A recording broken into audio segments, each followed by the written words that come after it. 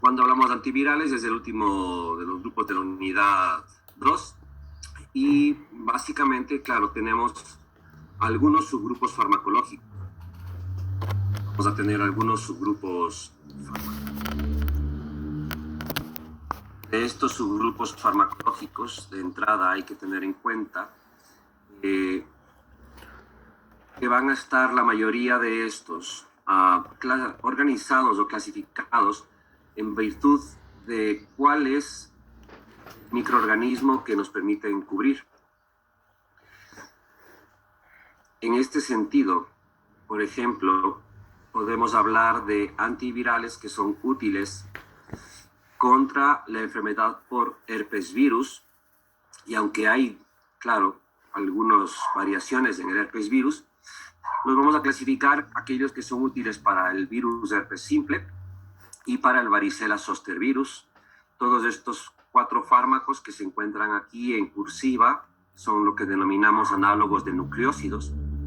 Y los principales que tienen ustedes que relacionarse y conocer van a ser el aciclovir y el valaciclovir. Trabajan de forma parecida el fanciclovir y el penciclovir. La trifluoridina es otra de las alternativas que tendríamos, pero se la emplea menos en terapéutica. Por otra parte, para una variante del herpes, que es específicamente ya el citomegalovirus, también se utilizan algunos análogos de nucleócidos similares, como el ganciclovir, el valganciclovir, y otros 3, de los cuales el fosfocarnet podría ser el más relevante. Hay fármacos específicos para la enfermedad por virus de la inmunodeficiencia humana, y los subgrupos químico-terapéuticos terminan siendo estos inhibidores de la transcriptasa inversa, inhibidores de nucleócidos, inhibidores que no son nucleócidos, pero que también inhiben a la transcriptasa inversa, inhibidores de la proteasa y los inhibidores de fusión. Dentro de cada uno de estos subgrupos hay distintos principios activos, pero se consideran que ya tienen que ser manejados por especialistas. Lo mismo ocurre para los fármacos que son específicos para la hepatitis viral B y la hepatitis viral C, en donde aparte de antivirales como la ribavirina o la amibudina, tenemos otros moduladores inmunológicos como el interferón alfa. Para la influenza A, principalmente se utiliza actualmente zanamivir y alternativamente los oseltamivir, que son inhibidores de la neuroanimidasa, y opciones antiguas son la amantadina y la rimantadina.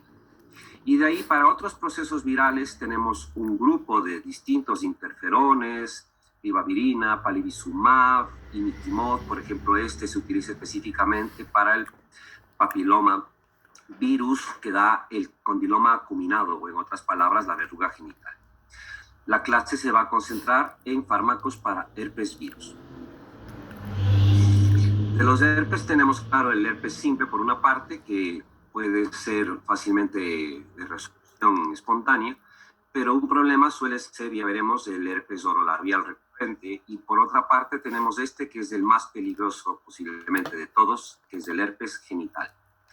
Este herpes genital, que ustedes tienen que haber estudiado ya microbiología, tiene justamente una etapa aguda o subaguda en el primer episodio, afectando a nivel mucocutáneo.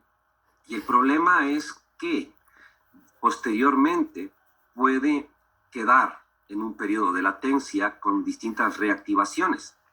¿Esto qué determina? Que no existe cura. Este es el peligro del herpes genital y tiene que entenderse. El paciente que desarrolla herpes genital no se va a curar. No pueden ustedes nunca decirle a un paciente que se va a curar. Esta es la gravedad de esta enfermedad de transmisión sexual. Cuando miramos cómo ocurre después del contacto sexual, pasa casi una semana hasta que comienzan a aparecer las lesiones. Pasan algunos días hasta que el paciente realmente visita o consulta al médico. Las lesiones luego por sí mismas comienzan a curar o a cicatrizar. Y aquí es en donde ya netamente tenemos que se ha ubicado a nivel ganglionar nervioso y vamos a estar a partir de entonces realizando las recurrencias. Esto significa que si es que existiera alguna posibilidad de realizar un tratamiento realmente curativo, es aquí. Cuando todavía recién comienza la replicación y todavía no ha migrado hacia niveles interiores orgánicos. Las lesiones son muy características y muy patognomónicas a nivel de lo que es el varón. Es fácilmente reconocible y por eso es que él consulta, porque claro, podemos tener lesiones vesiculares y algunas que ya son más bien de carácter ulceroso según el estadiaje. Como sea, son mucho más llamativas y motivan con más rapidez la consulta al médico. Sin embargo, en la mujer, estas lesiones suelen pasar mucho más desapercibidas y aunque también podríamos tener a veces la presencia de escoriaciones, de aftas o de aftas son ulceraciones realmente a nivel de la mucosa o escozor, muchas veces pasan desapercibidas. Muchas veces solamente se caracterizan por una dispareunia y puede justamente esto ir complicando el desarrollo y el cuadro. Otro que da problemas es el herpes simple orofacial. Esto no tiene que ser manejado como si fuera el herpes de la mucosa, el fuego de la boca. Que a veces puede dar a nivel interior de lo que son los labiales o de los labios. Ese de la mucosa no da el problema de recurrencia. Pero en cambio, el orolabial, el que afecta y compromete labios, suele coger recorrido nervioso justamente del trigémino y a partir de entonces desarrolla recurrencias repetitivas. Por lo tanto, también tiene que ser manejado farmacológicamente. La tercera variante es el herpes zóster. Para que un paciente desarrolle herpes zóster, se supone que previamente debe haber tenido en la infancia o en la juventud varicela. Este virus, que está relacionado también en la familia de los herpes, da lesiones que son muy características porque son polimórficas. Esto es lo que tienen que acordarse, polimórficas. Aquí, por ejemplo, hay máculas, pero al mismo tiempo que existen máculas, existen vesículas. Al mismo tiempo que existen vesículas, algunas ya están con pus y por lo tanto ya son pústulas, y algunas incluso ya se han ulcerado. Este polimorfismo, esta manifestación polimórfica, es lo que permite su diferenciación respecto a otros brotes, como por ejemplo una rubiola. Y adicionalmente porque toma siempre de forma característica un dermatoma. Esos dermatomas que les enseñaban a ustedes en anatomía, es una de las ubicaciones más tradicionales. Puede ser en cualquier dermatoma. Aquí tenemos a una paciente que justamente le afectó a nivel de lo que era L2, L2, y coge justamente solamente ese recorrido unilateral. No suele ser bilateral. La reactivación, el compromiso del zóster es unilateral. Aquí es cuando comenzó con el brote, aquí llegó a la parte ya más aguda y esto es casi al final del tratamiento donde se ha empezado a resolver. Hay que tener en cuenta que el objetivo del tratamiento en el herpes zóster no solamente es reducir la duración del brote, sino principalmente evitar el riesgo, disminuir el riesgo de una neuralgia postherpética.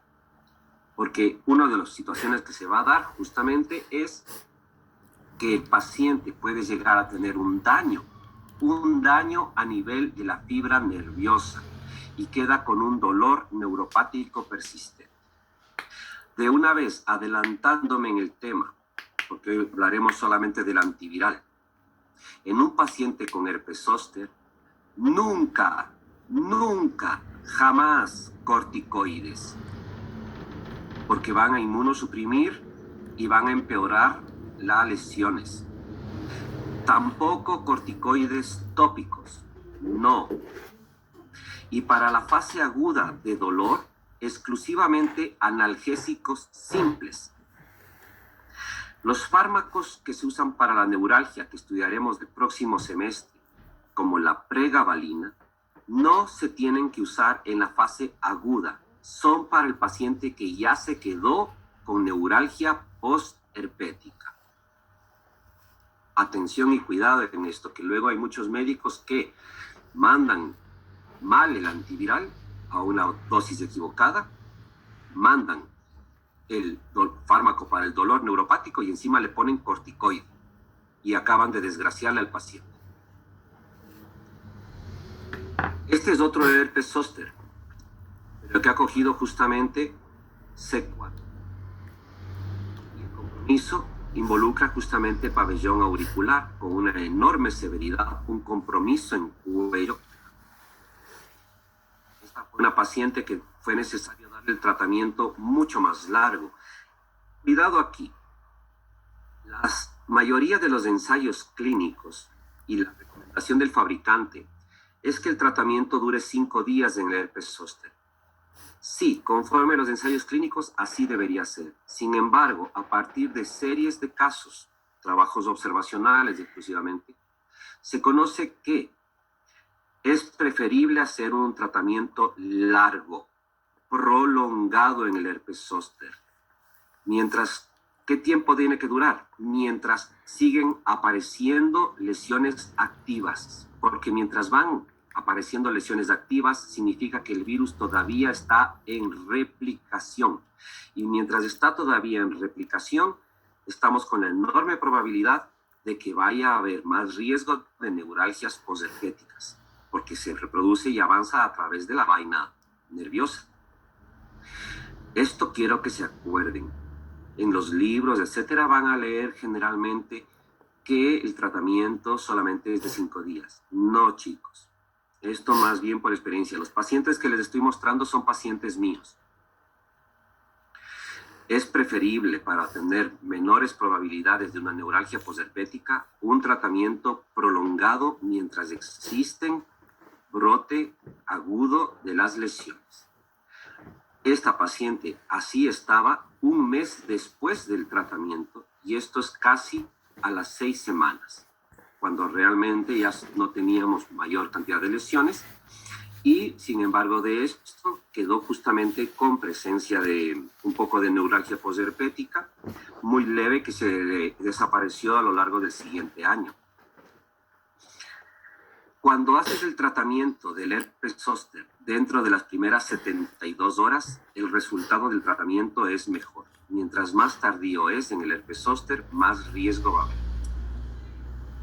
Esta es otra paciente que hace una manifestación en forma de panadizo digital. Y aunque no parezca, y aquí aún no parece como quemado, pero realmente es una lesión herpética, es un herpes en el dedo, y en la fase aguda todavía ampollar, luego se ulceró y luego viene la fase de cicatrización. ¿Con qué tratamos esto? Con análogos de nucleósidos, de los distintos fármacos, aciclovir, valaciclovir, ganciclovir, penciclovir o fanciclovir. Principalmente ustedes tienen que conocer el aciclovir y el valaciclovir. El valaciclovir es simplemente el profármaco del aciclovir. Como es el profármaco, va a tener y va a dejar mayor biodisponibilidad del aciclovir. Por lo tanto, la pauta terapéutica y las dosis van a ser diferentes, van a ser menores.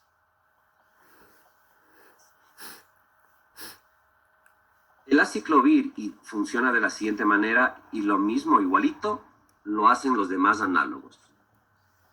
El aciclovir es un análogo de la guanina y participa en un proceso que se denomina de activación. Es un fármaco que inicialmente está inactivo y que tiene que activarse en 3 pasos. 3 pasos de fosforilación basados en el papel de una enzima que deja el virus dentro de la célula infectada, que es la timidincinasa viral. Recuerden que el virus necesita usar la maquinaria celular para replicarse. ¿En qué consiste? Es lo que estamos mirando. Aquí está el aciclovir y la presencia presencia de la timidincinasa viral lo va a ir fosforilando. Esta estructura de aquí es similar a la de la guanina. Y por lo tanto, como termina creando una especie de nucleócido parecida a la guanina, termina siendo una inhibición en la síntesis del ADN basada en un bloqueo competitivo, porque lo que se está formando es un análogo afuncional. Eso da por terminación la síntesis de la cadena del DNA. Nuevamente aquí tenemos al virus, que va a dejar internamente su ADN y va a dejar también a la timidincinasa viral. Y lo que va a ocurrir justamente con el aciclovir es que en presencia de la timidincinasa viral, este aciclovir se va a fosforilar 3 veces, dando por lo tanto primero aciclovir monofosfato, luego aciclovir difosfato y luego aciclovir trifosfato, en vez de dar guanosina trifosfato, un GTP. En vez de crear eso, va a dar aciclovir trifosfato.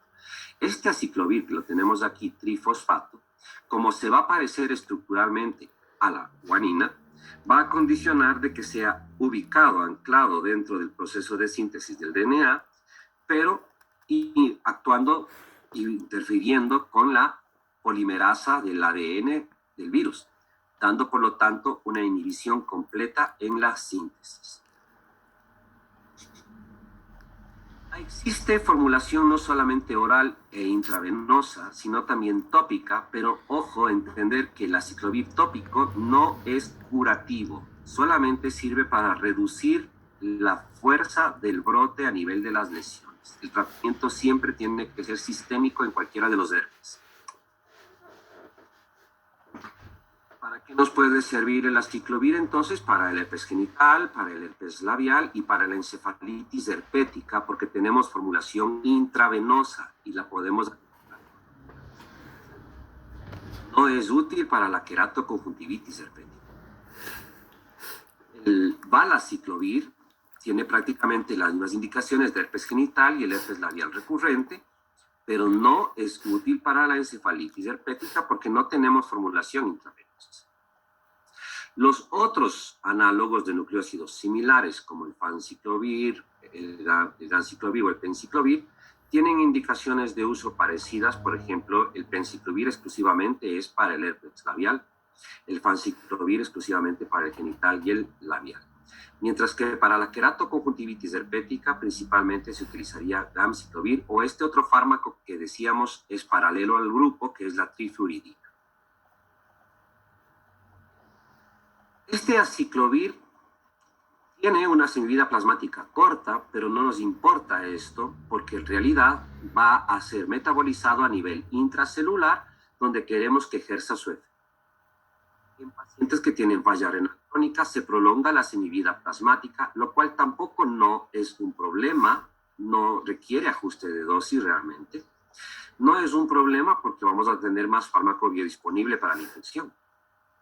El fármaco sí penetra en el sistema nervioso central y claro, cuando lo das por vía intravenosa puedes provocar flebitis e incluso a veces, según la velocidad de perfusión o la sensibilidad del paciente, podría provocar una nefropatía, pero que es reversible. Los otros fármacos decíamos que son estos. El valaciclovir no es sino el profármaco y tiene iguales características prácticamente que el anterior. El penciclovir se utiliza para el herpes orolabial recurrente y el famciclovir es el profármaco del penciclovir. Para el tratamiento de la infección por herpes genital, ustedes se aprendan la del herpes genital y la de la varicela zoster. Un esquema anterior, antiguo, tradicional, hablaba de que dábamos 200 microgramos 5 veces al día. Eso significaría un total de 1000 miligramos. Sin embargo, luego los estudios mostraron que aumentando un poco la dosis podíamos aumentar el intervalo de administración y este es un esquema mucho más cómodo. Administrar 400 miligramos 3 veces al día, que da un total de 1200 miligramos, o sea, 200 miligramos más del esquema con el cual fue inicialmente comercializado e investigado. Ojo, para varicela zoster se requiere dosis más altas. Es mucho más difícil. ¿Por qué es más difícil el varicela zoster? Porque necesitas una mayor concentración en la biofase. ¿Y cuál es la biofase? Es el recorrido del nervio, es el citoplasma del axón. Esa es la biofase y no solamente el brote a nivel cutáneo. El virus va a estar dañando y replicando y ha sido enviado por el dermatoma a lo largo de ese nervio.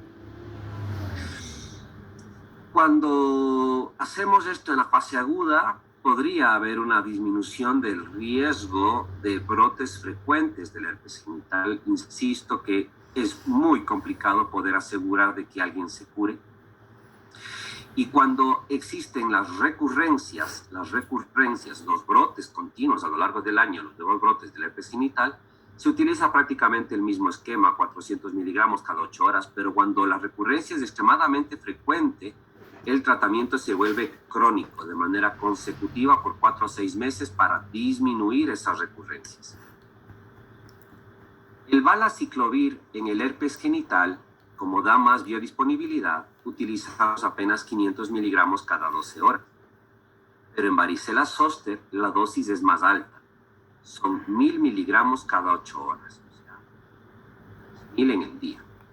Este valaciclovir, como es un profármaco, sí demanda ajuste en falla renal.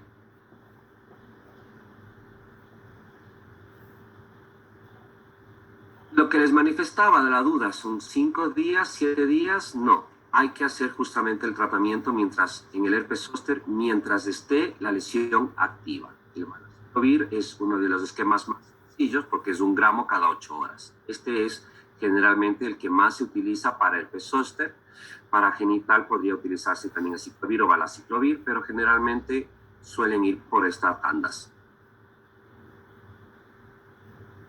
Aparte de esto, obviamente en herpes ya se imaginarán que en herpes viene todo el manejo de lo que es una enfermedad de transmisión sexual. Eso significa no solamente al paciente, sino a todos sus contactos sexuales. Y verán, no estoy hablando de la pareja o del esposo. Estoy hablando de todos sus contactos sexuales.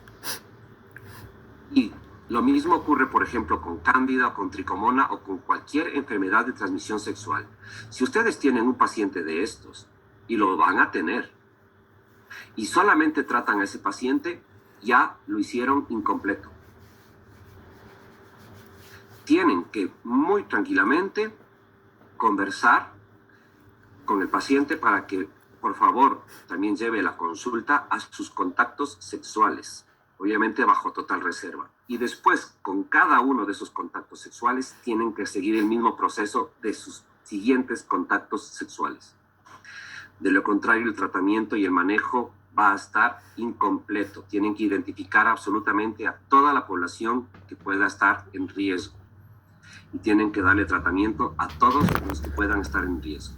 Y cuando es herpes genital, hay una fase de educación enorme al paciente, porque obviamente tiene que ser educado y entender que aunque no tenga el brote, aunque no esté con el brote, puede transmitir la infección.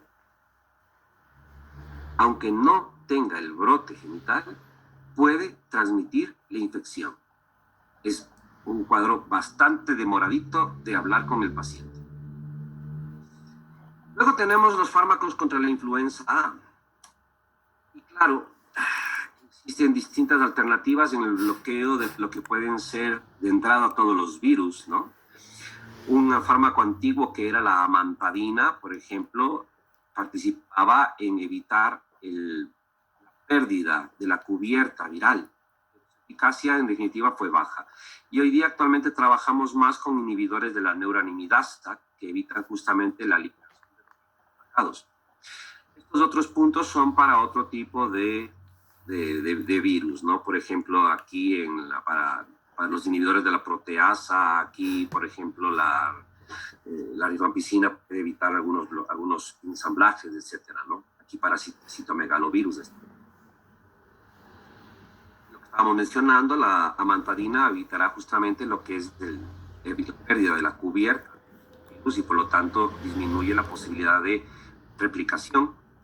Y para el H1N1, justamente la epidemia y la pandemia de hace ya 10 años, la del 2009, este era un virus que originalmente iniciado en Estados Unidos, llegó a Europa desde las tropas norteamericanas que participaron en la Primera Guerra Mundial y provocó casos en Europa, una epidemia enorme, pero que como estaba en guerra nadie daba la noticia para no desmoralizar a las tropas y por lo tanto el único país que no estaba en guerra, que era España, sí lo avisó, por eso se le conoce como gripe española, pero el origen fue en Estados Unidos.